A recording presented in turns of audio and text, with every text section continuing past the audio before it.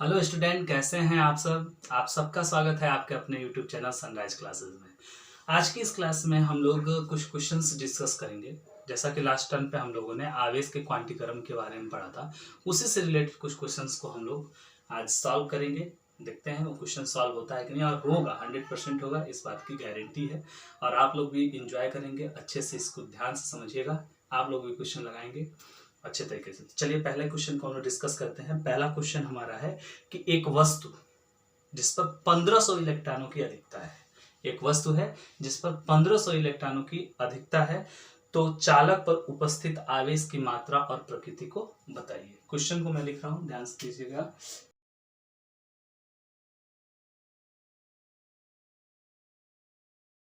बहुत easy question है, आसान क्वेश्चन है, अच्छा क्वेश्चन है। हमने लास्ट टर्म पे इसमें बताया था। देखिए कैसे सॉल्व होगा, पहले ध्यान से क्वेश्चन को समझ लेते हैं।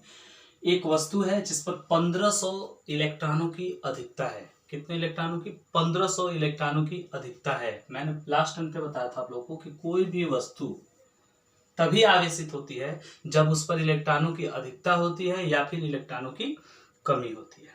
तो ये एक ऐसी वस्तु है जिस पर 1500 इलेक्ट्रॉनों की अधिकता है। 1500 इलेक्ट्रॉनों की अधिकता है। मैंने ये भी आप लोगों को बताया था कि 1500 जब भी किसी वस्तु पर इलेक्ट्रॉनों की अधिकता होती है, क्या होती है? इलेक्ट्रॉनों की अधिकता होती है, तो वह वस्तु क्या हो जाती है? ऋण आवेशित हो जाती है। क्या होती है? ऋण आवेशित। यानी कि इस पर जो प्रकृति आएगी वो क्या होगी? ऋणावेशित, ऋणावेश प्रकृति का होगा। बात समझ में आ रहा है ना? इलेक्ट्रॉनों की अधिकता से कैसा आवेश आता है? ऋणावेश आता है। क्लियर? तो प्रकृति तो हमारा सॉल्व हो गया कि प्रकृति हमारी क्या आने वाली है? ऋणावेशित आने वाली है। ये वस्तु कैसी होगी? ऋणावेशित होगी। बस इसकी मात्रा को हम लोग डिस्कस करेंगे कि मात्रा इसकी कितनी होने वाली है। ठीक है, तो चलिए मात्रा को हम लोग डिस्कस कर लेते हैं, कैसे मात्रा हम लोग निकालेंगे।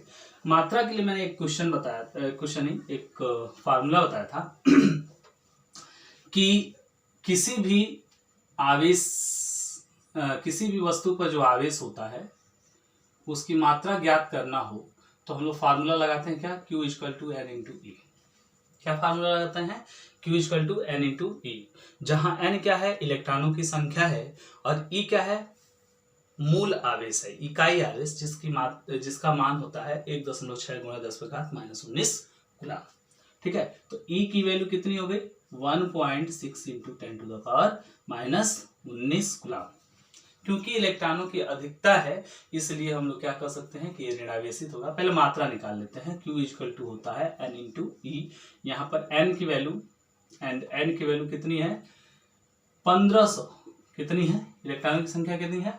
1500। इन सबका मान हम लोग इसमें रखते हैं, तो यहाँ पर रखिए कितना आएगा? 1500 गुणे 1.6 गुणे 10⁻⁻19 गुलाम, -19 गुलाम।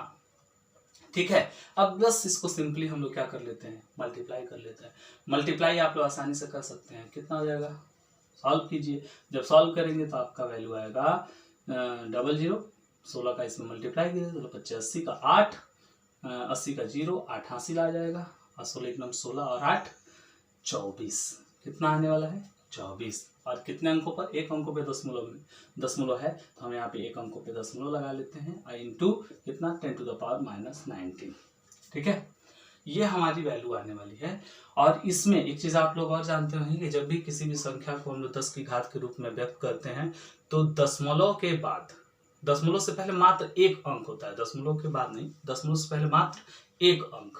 ठीक है, तो एक अंक रखना ही ज्यादा बेहतर होगा। तो अगर हम दशमलव को यहाँ पर स्थानांतरित करें, ट्रांसफर करें, तो इसमें क्या हो जाएगा? 10 की घात घटेगी कि बढ़ेगी? पहली बात, आप इस चीज को ज्यादा बेहतर से समझ लीजिए कि मान लीजिए कि अगर हम लोग 5 में 10 से भाग करें, किससे भाग करें? 10 से भाग करें, तो 5 में 10 से अगर हम भाग कर रहे हैं तो दशमलव के बाद आपका कितना आएगा? 5। बात समझ में आ रहा है ना? यानी कि 10 पे घात कितने की? 1 की। अगर इसको हम सही तरीके और अच्छे तरीके से लिखें तो आपको ऐसे मिलेगा 5 गुणे 10 पे घात -1। 5 गुणे 10 पे घात -1 अगर है, यहाँ पे 10 पे घात -1 को हम लोग इस तरीके से लिख सकते हैं 5/10। इसका मतलब क्या होगा कि अगर 10 की घात हम बढ़ाएं, 10 की घात हम बढ़ाएं। अगर यहाँ पे देखा जाए तो कितना होगा, 10 पे घात कितना हो गया, 0 है। 0 का मतलब इसमें 1 पॉइंट की वृद्धि हुई है। मतलब ये कि अगर दशमलव के अंक को, इसमें दशमलव कहाँ था, यहाँ पे था, दशमलव को अगर हम 1 अंक इधर बढ़ाएं या जितने भी अंक इधर बढ़ाएं तो इसमें घातों का मान क्या हो जाता है, बढ़ता है। अगर दशमलव को उधर बढ़ाएं तो घातों का मान क्या होता है, घटता है। बात समझ में आ रहा है।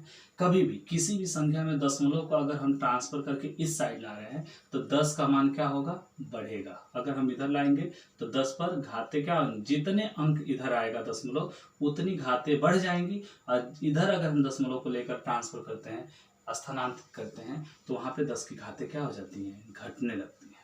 बातें समझ में आ रही है, ठीक है। तो वैसे ही यहाँ पर भी हम लोग क्या करेंगे, हमको कितना अंक इधर ट्रांसफर करना है, तो कितना, 1 2 3, 3 अंक हमको इधर ट्रांसफर करना है, यहाँ पे लेकर आना है।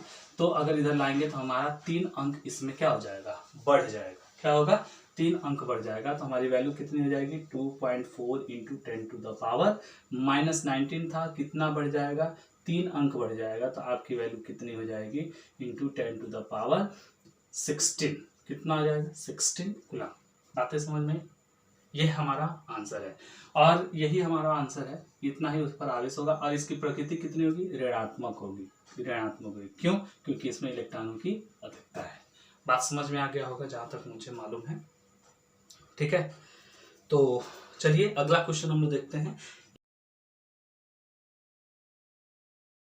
एक चालक है जिस पर 500 इलेक्ट्रॉनों की क्या है, कमी है, तो इस पर आवेश की मात्रा बताइए। ये हमारा दूसरा क्वेश्चन है। एकदम ध्यान से सेम टू सेम ऐसे ही रखने वाला है। अब मुझे बताने की जरूरत नहीं है। जब इलेक्ट्रॉनों की कमी होती है किसी भी वस्तु पर तो उस पर कैसा आवेश आता है, धनावेश। तो ये तो बात समझ में आ गया कि इस पर कैसा आवेश आने वाला है, धनावेश।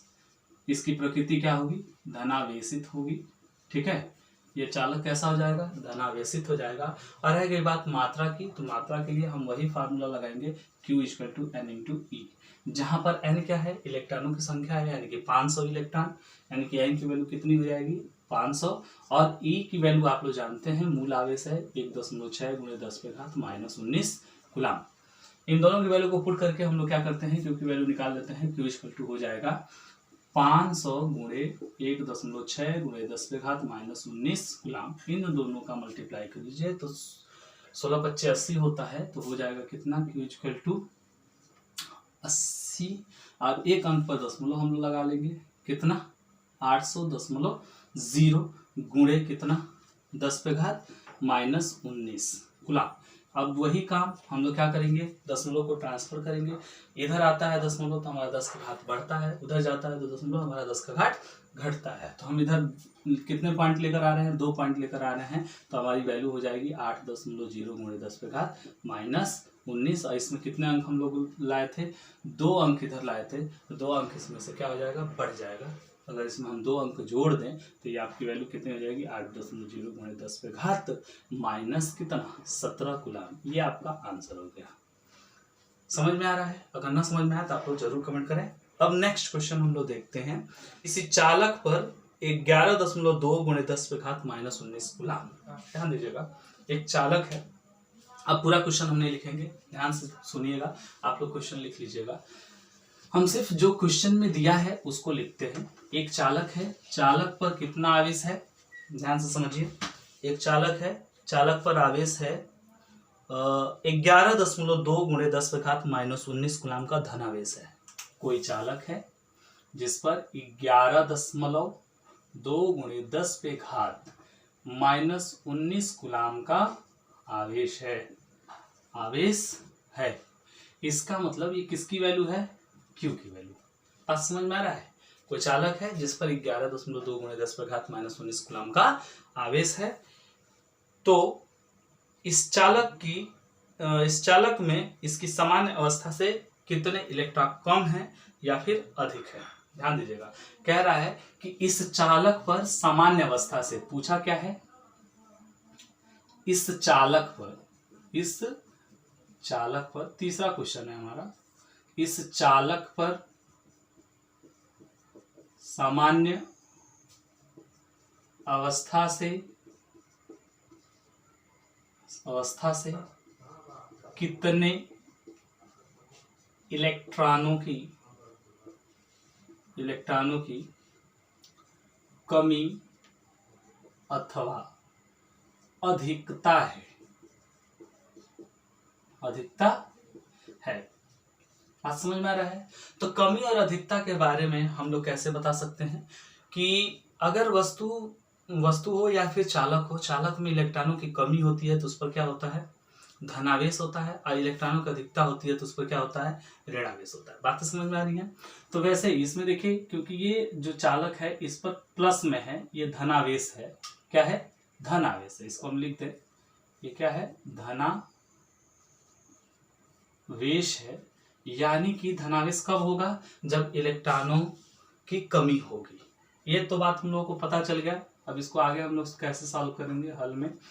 धनावेश है, धनावेश होने के कारण इसमें क्या होगी, इलेक्ट्रॉनों की कमी होगी, इलेक्ट्रॉनों की कमी होगी। ये तो बात एकदम क्लियर है, इसमें किसी तरह का कोई डाउट नहीं है। लेकिन इसमें यह भी पूछ रहा है कि कितने इलेक्ट्रॉनों की कमी होगी, सामान्य अवस्था से कितने इलेक्ट्रॉनों की कमी होगी। तो हम लोग कैसे निकाल सकते हैं, वही इलेक्ट्रॉनों की संख्या पूछ रहा है तो Q = N × E के फार्मूले से हम लोग n की वैल्यू निकाल लेते हैं। क्या निकाल लेंगे, n की वैल्यू। Q की वैल्यू दिया है 11.2 × 10⁻19 कूलम, यानी कि 11.2 × 10⁻19 कूलम। तो Q = N × E का फार्मूला लगा के n का हम लोग मान निकाल लेते हैं। n = हो जाएगा Q/E। बार बार E को रिपीट नहीं करेंगे। E = 1.6 × 10⁻19 कूलम होता है। हम मान रखते हैं, मान रख के सीधे सीधे इसकी वैल्यू निकालते हैं। तो n = हो जाएगा Q का मान हो जाएगा 11.2 × 10⁻19 और अपॉन में 1.6 × 10⁻19। ठीक है, यही होता है। अब इसको आप लोग क्या कर ले, डिवाइड कर ले, इससे तो ये कैंसिल हो जाएगा। ठीक है, और सेम प्लेस पे अगर डेसिमल पॉइंट है, यानी कि दशमलव संख्या समान अंकों पर है, तो हम लोग इसको लिख सकते हैं 112/16। समझ में आ रहा है, 112/16। और सिंपली बस इसको डिवाइड करना है। डिवाइड करने के बाद आपका आंसर आ जाएगा। तो डिवाइड करना भी आप लोग जान लीजिए, आसान है। डिवाइड तो आप लोग कर सकते हैं 112 में 16 से अगर हम लोग डिवाइड करें, या फिर इसको आप लोग काट के छोटा कर लीजिए। काट के छोटा करेंगे कितना, 2 × 8 = 16, 2 से इसको डिवाइड किया जाए, 2 × 5 = 10 और 2 × 6 = 12। ठीक है, 7 × 8 = 56 होता है, 8 7 से 7 × 8 = 56। ये भी आपका कट गया, यानी कि n की वैल्यू कितनी आ गई, n की वैल्यू कितनी आ गई, 7। यानी कि इसमें 7 इलेक्ट्रॉनों की कमी होगी, 7 इलेक्ट्रॉनों की कमी होगी। यह हमारा आंसर आ गया है। समझ में, ये हमारा आंसर है। ठीक है, तो चलते हैं अगले क्वेश्चन की तरफ। अगला क्वेश्चन जो है हमारा, वह है एक चालक पर 14.4 × 10⁻−19 कूलम धनावेश है। कोई चालक है जिस पर 14.4 × 10⁻−19 कूलम का धन आवेश है। ध्यान दीजिएगा, एक चालक है जिस पर 14.4 × 10⁻−19 कूलम का धन आवेश है, धनावेश है, यानी कि Q की वैल्यू दिया हुआ है। ठीक है, तो बताइए कि चालक पर कितने इलेक्ट्रॉनों की अधिकता या कमी है। सेम टू सेम यही क्वेश्चन है, इसमें भी पूछ रहा है कि चालक पर कितने इलेक्ट्रॉनों की अधिकता है या फिर कितने इलेक्ट्रॉनों की कमी है। तो सेम टू सेम आप लोग ऐसे लगाइएगा और लगा के जरूर कमेंट में लिखिएगा कि इसका आंसर कितना है। आंसर जरूर बताइएगा। इसको मैं इस सवाल को बताऊंगा नहीं, क्योंकि सेम टू सेम यही सवाल है। ठीक है, चलिए तो अगला क्वेश्चन हम लोग ध्यान देते हैं। अगला क्वेश्चन है, ये होमवर्क है, आप लोग का ध्यान दीजिएगा।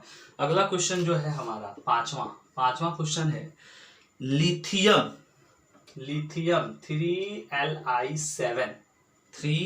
3Li7 नाभिक पर कूलम में आवेश की गणना कीजिए। इसके नाभिक पर ध्यान दीजिएगा, इसके नाभिक पर, लिथियम के नाभिक पर, नाभिक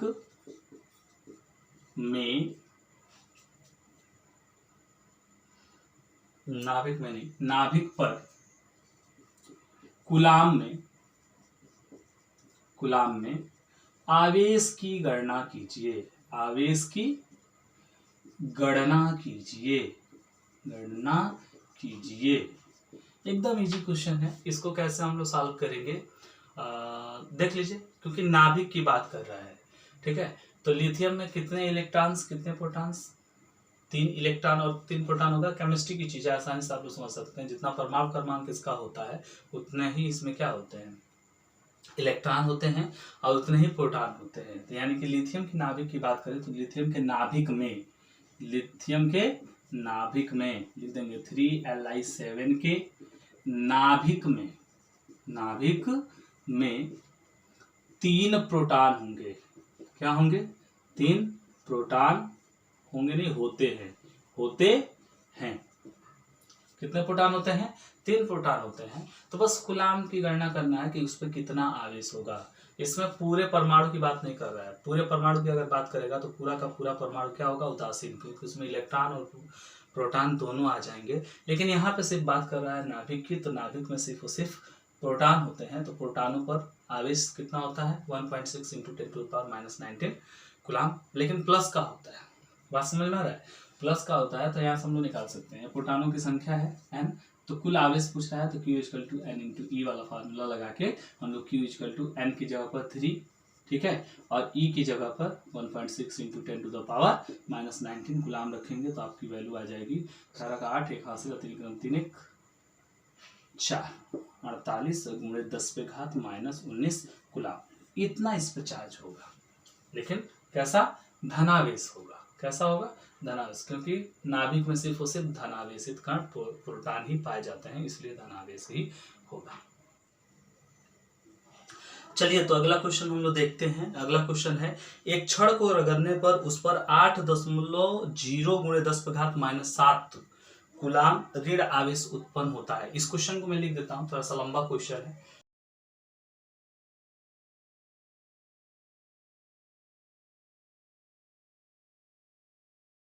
है हमारा क्वेश्चन को ध्यान से समझिएगा, बहुत प्यारा क्वेश्चन है।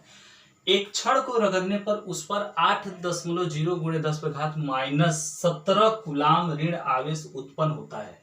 कितना? 8.0 × 10⁻⁻17 कूलाम्ब ऋण आवेश उत्पन्न होता है। ऋण आवेश उत्पन्न होने का मतलब कि जाहिर सी बात है कि उस पर इलेक्ट्रॉनों की अधिकता हुई होगी। इसीलिए कह रहा है कि छड़ पर कितने इलेक्ट्रॉन अधिक उत्पन्न हो गए। तो वो कितने इलेक्ट्रॉन अधिक उत्पन्न हो रहे हैं इसकी संख्या आपसे पूछ रहा है, यानी कि किसकी वैल्यू? n की वैल्यू पूछ रहा है। अब ध्यान दीजिएगा, उस पर कह रहा है Q की वैल्यू दे दिया है कि 8.0 × 10⁻⁻7 कूलाम्ब का ऋण आवेश उत्पन्न हो जा रहा है। यानी कि Q की वैल्यू कितना? 8.0 × 10⁻⁻7 कूलाम्ब का ऋण आवेश उत्पन्न हो रहा है, ठीक है। अब कह रहा है छड़ के द्रव्यमान में कितनी वृद्धि होगी। साथ ही साथ द्रव्यमान, मैंने बताया था कि अगर कोई भी वस्तु आवेशित होती है, शायद बताया था कि नहीं बताया था, अगर नहीं बताया होगा तो ध्यान दीजिएगा, मैं बता दे रहा हूँ कि चलिए पहले इस क्वेश्चन को लगा लेते हैं तब उसको आगे बताएंगे, ठीक है। तो उसके द्रव्यमान में कितनी वृद्धि हुई, द्रव्यमान में वृद्धि पूछ रहा है, कितना हुआ। चलिए तो क्वेश्चन को सॉल्व करते हैं, हल कर लेते हैं इस क्वेश्चन को। प्यारा सा क्वेश्चन है। Q = N × E वाला फार्मूला लगाएंगे और n की वैल्यू निकाल लेंगे। n = हो जाएगा Q/E। Q की वैल्यू कितनी है? 8.0 × 10⁻⁻7 बटे में कितना? वही 1.6 × 10⁻⁻19 कूलाम्ब, ठीक है। आसान है, इजी है, लग सकता है, तो लगाते हैं। तो ये हो जाएगा 16×5 = 80। कितना? 16×5 = 80, ठीक है। और यहाँ पे कितना हो जाएगा? 7 से इसको काट लीजिए तो कितना हो जाएगा भाई? काटेंगे तो यहाँ पे बचेगा कितना? 19 में से 7 निकाल दीजिए तो कितना बचेगा? 12। 12 7 19 होता है। हमने बचपन में पढ़ा था इस बात को, आज यूज कर रहे हैं तो कितना? 12 7 19 कर लेते हैं तो यहाँ बचेगा कितना? -12। और -12 जैसे ही ऊपर जाएगा तो इसकी वैल्यू हो जाएगी 5 × 10⁻⁻। कितनी भाई? माइनस का हो जाएगा, ये हो जाएगा प्लस का 12। बात समझ में आया? इतने इलेक्ट्रॉन होंगे, इतने इलेक्ट्रॉनों की अधिकता होगी। बात समझ में आया? इतने इलेक्ट्रॉनों की अधिकता होगी। क्लियर? अधिकता हो गई। अधिकता के बाद आगे बढ़ते हैं।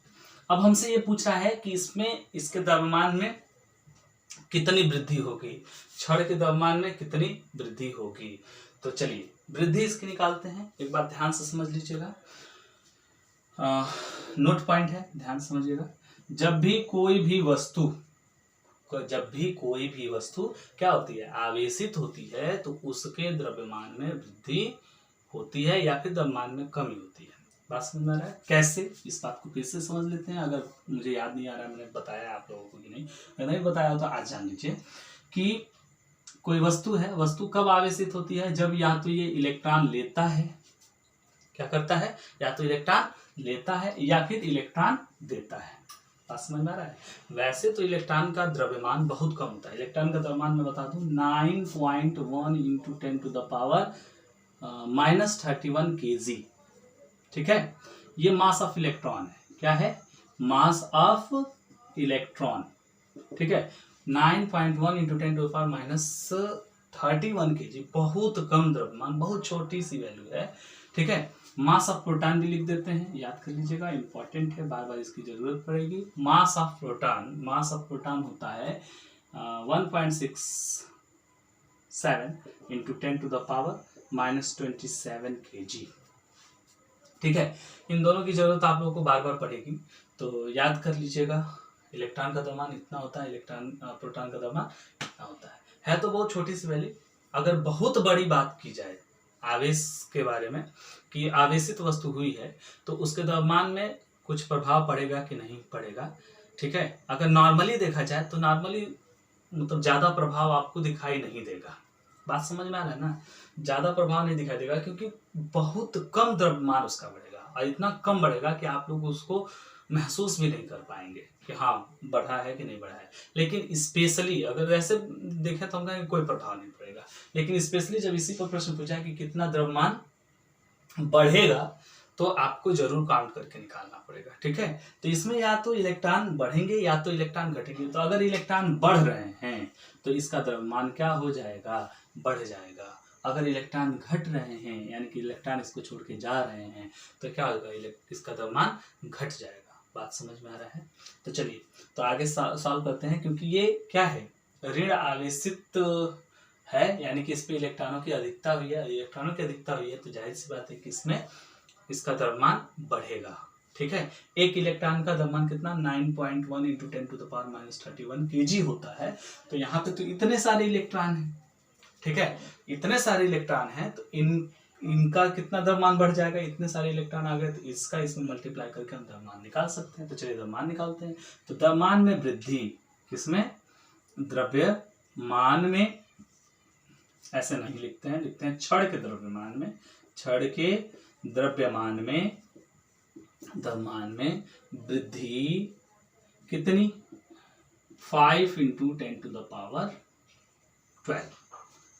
थोड़ा सा एक पॉइंट और बढ़ा देते हैं, एक स्टेप और यहाँ पे लिख देते हैं इलेक्ट्रॉनों की संख्या यानी कि n, और इंटू मल्टीप्लाई करके लिख देते हैं मास of electron, mass of n into mass of electron.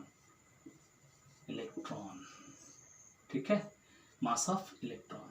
तो n की वैल्यू कितनी है, 5 इंटू 10 टू द पावर 12, और इंटू मास ऑफ इलेक्ट्रॉन कितना है 9.1 into 10 to the power -31 kg। ठीक है, तो इसका मल्टीप्लाई करके हम लोग निकालते हैं, देख लीजिए कितना हो जाएगा। 5 का इसमें मल्टीप्लाई कर लीजिए तो हो जाएगा 5 और 5 9 45, तो कितना हो जाएगा, ठीक है 45.5 इंटू 10 टू द पावर, क्योंकि सेम बेस है, घाते क्या हो जाएंगी, जुड़ जाएंगी, तो जोड़ दीजिए। 31 है, माइनस का 31 है और प्लस का 12 है, तो क्या होगा, जुड़ेगा कि घटेगा, घटा देंगे। तो घटाइए, तो घटा के कितना आएगा, 10 नहीं 11 में से 2 जाएगा, कितना आता है कि नहीं आता है, जोड़ने घटाने आता है ना, तो चलो आता है तो लगाओ। तो कितना हो जाएगा -31, 31 में से हम 12 को घटा लेते हैं, 11 में से 2 जाएगा, बचेगा 9, कितना बचेगा 9, बच जाएगा यहाँ पे कितना 2 में से 1 जाएगा तो बचेगा कितना बचेगा भाई, हाँ एकदम सही, 2 में से 1 जाएगा, आएगा 1। सही है, कोई डाउट?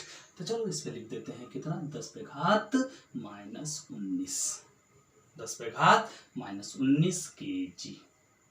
बात समझ में आया, नहीं आया? आया होगा, देख लेते हैं भाई, हमारा आंसर सही है कि नहीं है? हमारा आंसर एकदम सही है। ठीक, कोई दिक्कत नहीं है, सही है। अगर कुछ डाउट होगा तो देख लीजिएगा, ठीक है। कुछ अगर ना समझ में आए तो आप लोग जरूर कमेंट करके बताएं, बार बार मैं इस बात को कह रहा हूँ। चलिए एक क्वेश्चन आप लोगों के लिए मैं दे देता हूँ, बहुत इजी सा क्वेश्चन है, लिख लीजिएगा। किसी वस्तु पर 6.4 × 10⁻⁻17 कूलम का धनात्मक आवेश है। क्या है?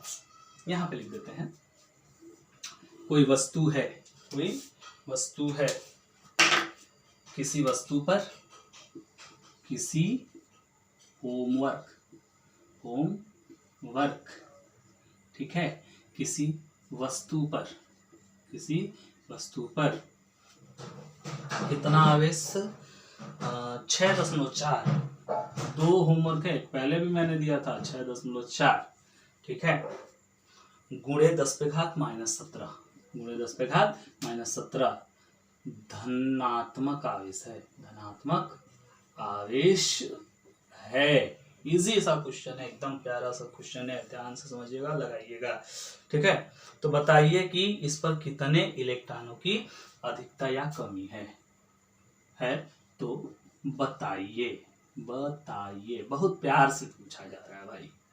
बताइए कि इस पर कितने इलेक्ट्रॉनों की अधिकता या कमी है। बात समझ में आ रहा है? ये आपका होमवर्क रहेगा। आज की वीडियो में बस इतना ही रखते हैं। आने वाले कल की वीडियो में हम लोग पढ़ेंगे आवेशन की विधियों के बारे में। बात समझ में आया? अगर ये वीडियो आपको अच्छा लगा तो इसको लाइक कीजिए, चैनल को सब्सक्राइब कीजिए और अधिक से अधिक व्हाट्सएप ग्रुप हो, फेसबुक हो, चाहे इंस्टाग्राम, कुछ भी हो भैया, कैसे भी करके इसको क्या करिए, शेयर कीजिए। बात समझ में आ रहा है? तो चलिए बस आज की वीडियो में इतना ही रखते हैं। जय हिंद, जय भारत।